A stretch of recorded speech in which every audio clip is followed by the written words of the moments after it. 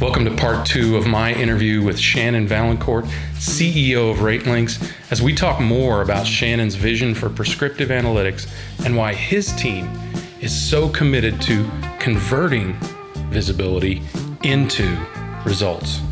You're going to enjoy it.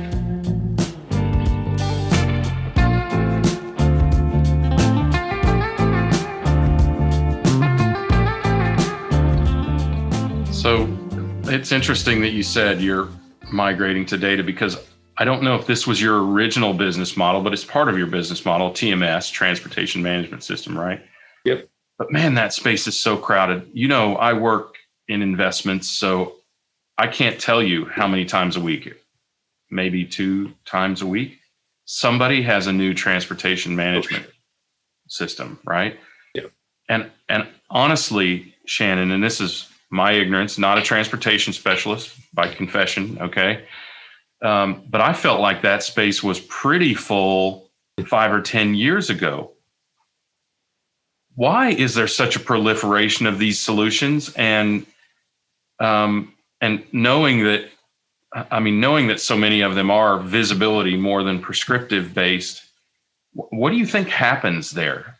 I'm asking you, an opinion question, but I'm really interested in that because it's just one after the other, and I just don't see the room in the space. And if you're just starting out as a TMS and you don't have these other areas of solution like you all do, I don't know how you survive.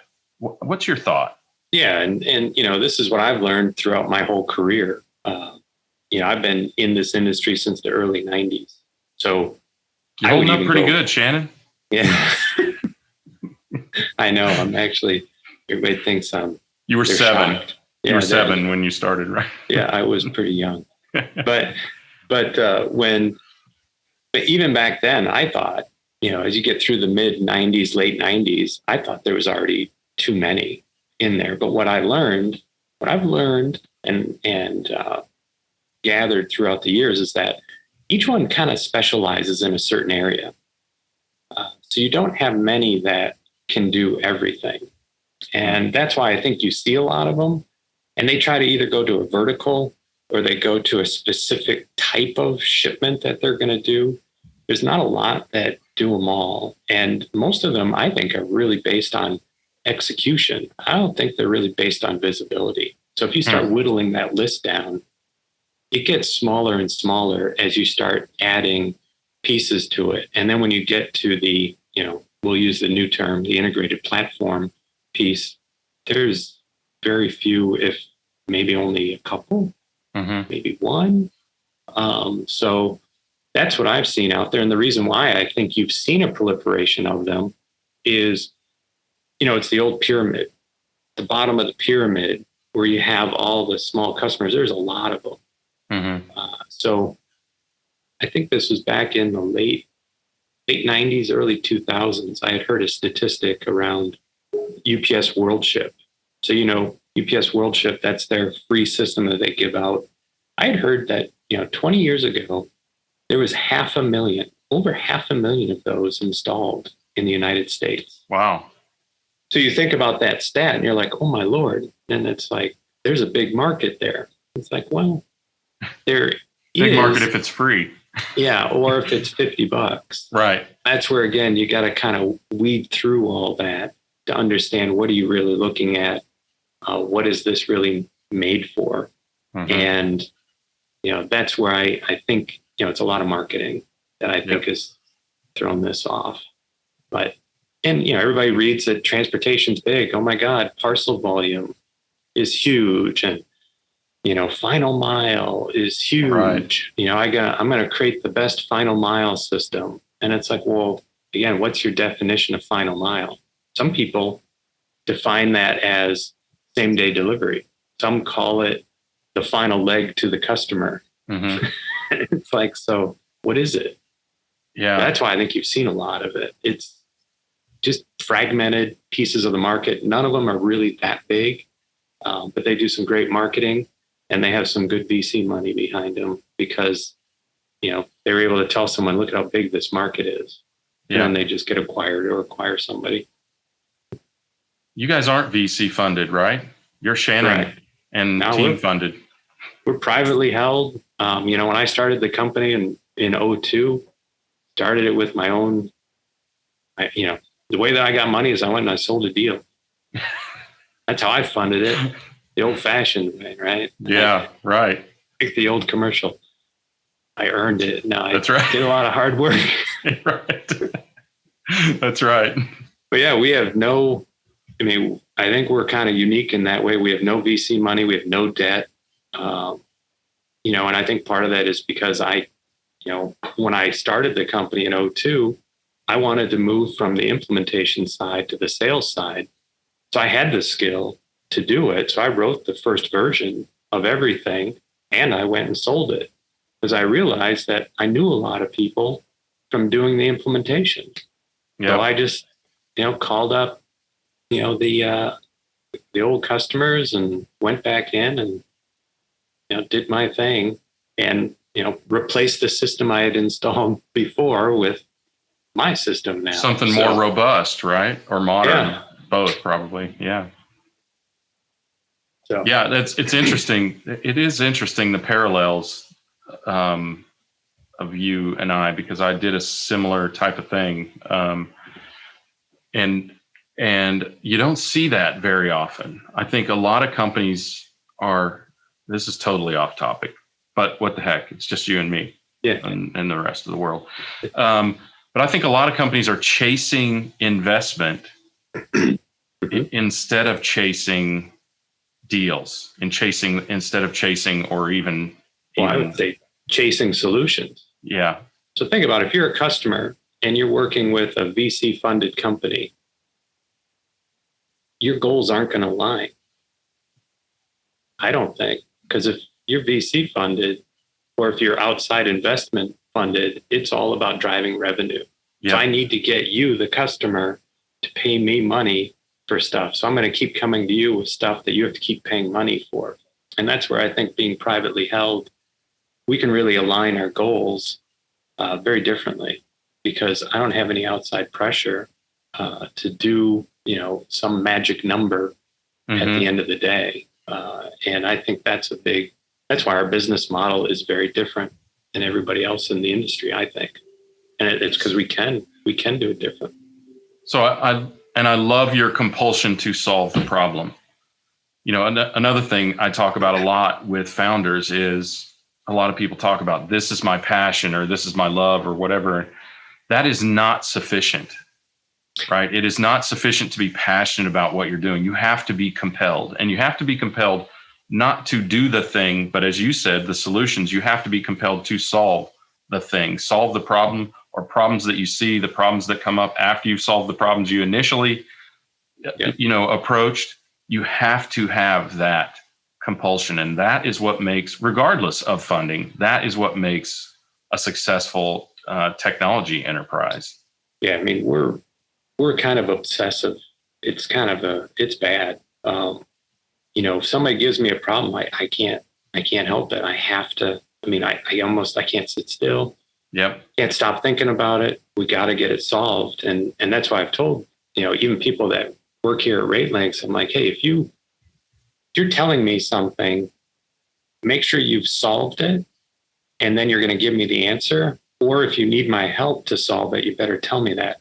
Because if you just tell me something, I'm immediately going to go into solution mode. I can't help it. And I have to keep going until I get the answer or I know what it means. I mean, that's kind of how we are here. And that's how a lot of us are built.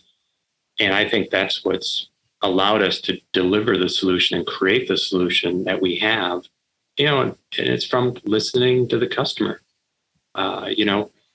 We were on the phone the other day with a current customer and they're like, how come the way you guys did it is so perfect for us? And I'm like, well, because when we implemented it, we asked you, how do you do stuff? Right. And we kind of came up with the solution that fit you the best. And we knew it fit you the best because you told us back then that this is the best way for you to do it. And they were just like all perplexed and confused by that. And they're like, oh my God, who would do that? I'm like, well, that's what we do. And they're like, it's so simple. I'm like, yeah, it is. It is simple and yet rare. And I mean, you do a lot of things that are rare. Your implementation methodology is rare. Your solution focus, as you just talked about, is really rare. Your focus on results for your customers is rare. Not that everybody isn't hopeful of that, but you seem to me in so many cases so much more driven toward it. So let's talk a little bit about that. So with the data solutions and TMS and everything that you all do, give us an idea of how that changes one of your customers' businesses. I mean, what results do they see from plugging this in? Usually what they see, so one, we're not very disruptive when we implement. So we typically will fit into their current processes that they have today. We don't replace that much. I mean, we'll only replace a system if it needs to be replaced, meaning it's out of date, just completely lacks some functionality that they have. Otherwise, we're going to come in and augment. That's a unique thing for us.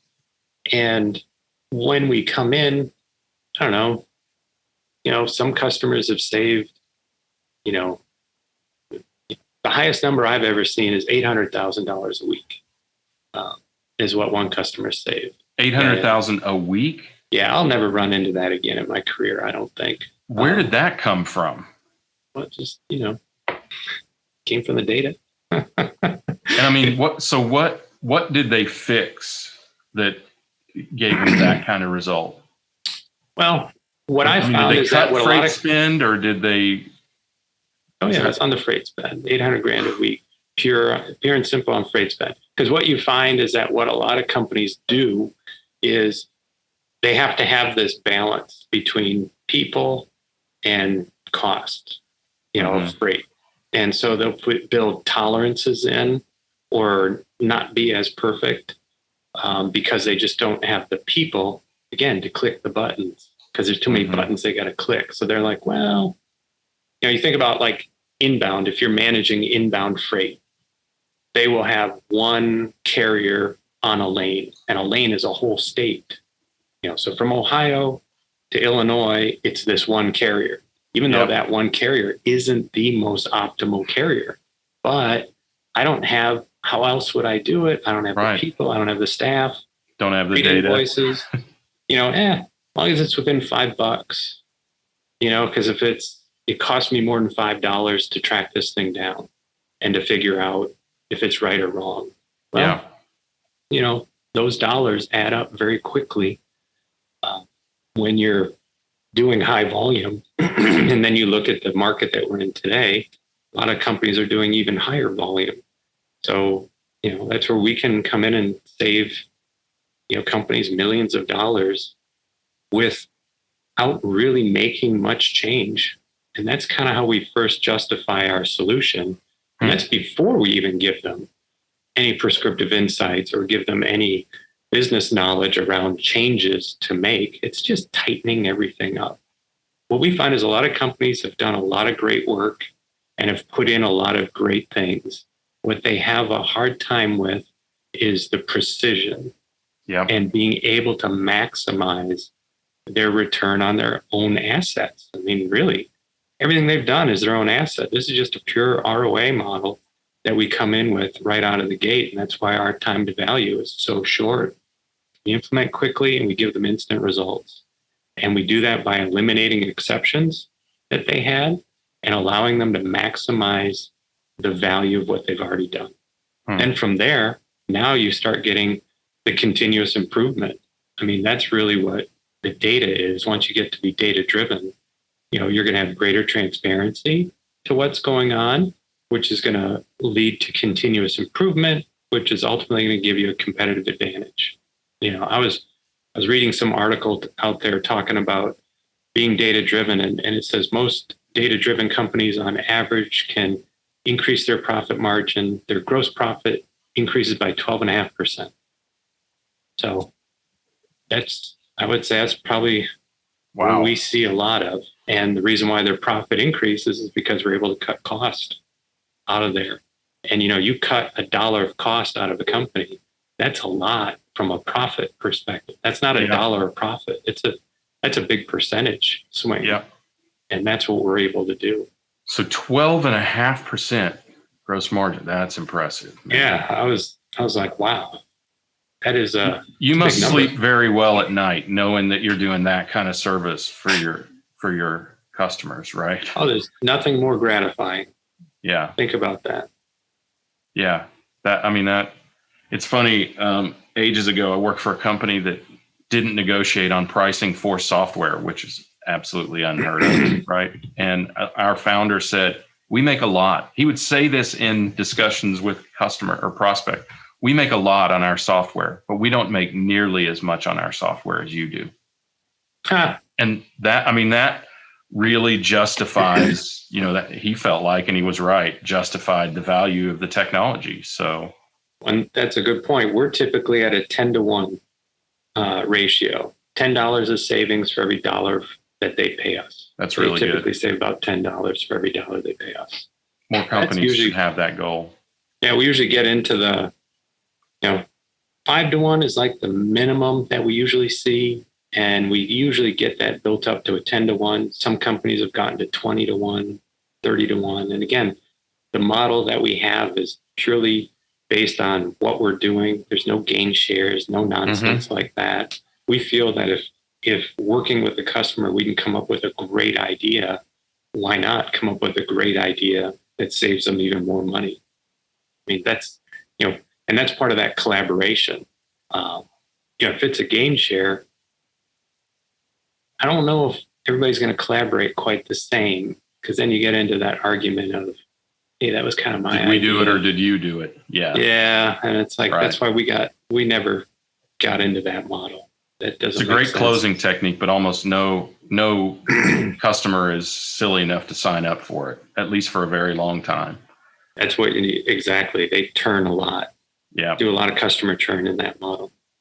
So, all right. So as we start to wrap up here, I want to shift gears a little bit. So you've been doing this a while. You confessed to the early 90s. I'll do the same. When you think back on it, do you know now that you wish you had known sooner? Well, I think I knew a lot back then, but what was missing was understanding. I didn't understand. Think back to when you were in your 20s. You always hear the term youth is wasted on the young. You knew that. Right. But did you understand what that meant? Right. Like now I do. Yeah. So I would say, the only thing I wish I knew or understood back then was probably myself. Think of all the time you waste fighting yourself. Right. Right. And it's like, that's the one thing where I wish if I could go back that I understood myself better. Because what would you tell you if you went back? Yeah. It's like, hey, be okay with this stuff. Be okay with, it's like, as a young person, you don't quite put it all together right. Because I still think that, all the things I've been through over the years, part of the fun is the journey. I mean, why would you want to think of some of those high moments you had because you accomplished something that you didn't think you could do before or you've never done before. Why would you want to take that away? Because that's essentially what you're doing by going back in time and saying, hey, by the way, don't do these things because you're going to run into challenges. But it's like, that's part of the learning is getting over that hump and getting that confidence that you can do it again and again. And that's why I wish I understood what drives me. So that way I could have just focused on that sooner and been okay with it. Yeah. I was having a discussion with my son, my other son, who's here. He's got an internship. He's going to go into his senior year at ASU. And I asked him the other day, I'm like, so when you get a job, what are you looking for in a job? Are you looking for a nice, safe, secure job? Are you looking for, do you like title? Do you like your title? Is it pay? He doesn't know. Imagine if he knew that. He'll know that eventually, but it takes time. Yeah. Yeah, it's actual intelligence. It's the other AI. I don't want visibility. Right. Don't give me. I had visibility to a lot of stuff. I didn't understand it when I was young. That's the beauty of youth sometimes. Yeah, that's a good point. All right. So, I always ask this. I think Corey warned you this was coming. Yeah. So from what we've discussed today, what are 2 or 3 things you think folks absolutely have to take away from this discussion? I would say, we've talked about visibility, we talk about data, we talk about knowledge and all that stuff. Really, it boils down to 3 things. I think if you want to be data-driven, which is ultimately what we're talking about, if you're data-driven, you get greater transparency, competitive advantage, all that great stuff. In order to do it, you have to do 3 things. You got to collect data, which I think a lot of companies are doing. And then here's the 2 things that is probably the knowledge is you have to collect the right data, and then you have to use it to make decisions. Don't use it to justify decisions. If you're using it to justify, you're not collecting the right data. That's your indicator. So I would say that's the takeaway is collect the right data and then use it for decision making. You do that, man, you're going to get a competitive advantage. 12.5% gross profit increase on average for companies who do that.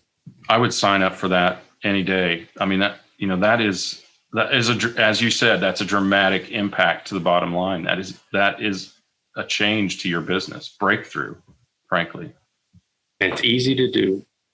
Yeah. Yeah. Well, that's fantastic. It is interesting in this data-driven world that we're happy to, as someone once said, don't be happy to sit back and admire the problem. Right?